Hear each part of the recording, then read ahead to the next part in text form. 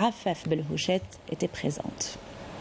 Et chef de projet, c'est le 19 octobre 1922 que Qadour Belghebrit, accompagné d'un imam, pose la première pierre de la grande mosquée de Paris après avoir fixé la direction de la Mecque qui conditionne la construction du mihram.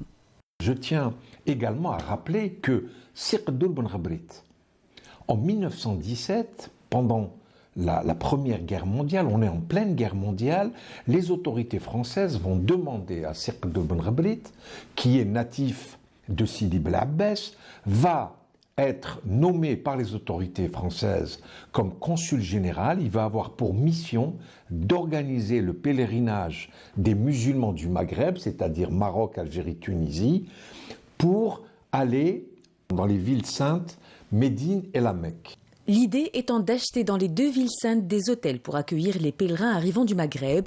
Pour ce faire, Qadour Belghebrit va créer une association qu'il nommera Société des Habous et des lieux saints de l'islam.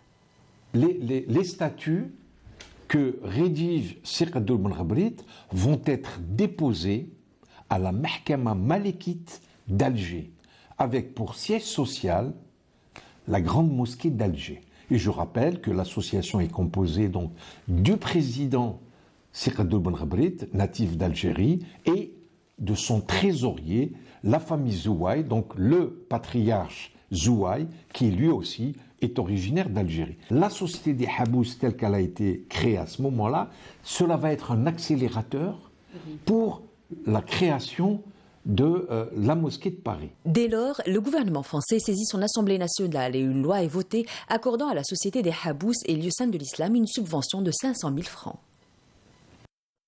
Donc, les statuts de nouveau vont être modifiés pour pouvoir accueillir à la fois cette somme et, dans son objet social, étendre à la réalisation d'une mosquée. À ce moment-là, Sir Qadour Belghebrit va encore faire un déplacement à Alger pour modifier les statuts et les déposer de nouveau à la Mahkama d'Alger. Tous ces éléments d'histoire qui sont aujourd'hui corroborés par des documents qui ne souffrent d'aucune espèce de contestation ou de revendication. À partir de ce moment, Qadour Belghebrit va s'atteler à la concrétisation du projet et désignera un architecte du nom de Montou. Monsieur Mantoue est un architecte qui est né à Alger, qui a fait ses études en Algérie et qui s'est beaucoup inspiré pour la construction de la Grande Mosquée de Paris d'édifices qui sont déjà en Algérie, notamment le siège du gouvernorat d'Alger. On a là aussi des documents extraordinaires où on voit que Mantoue est à la recherche de cette architecture arabo-musulmane.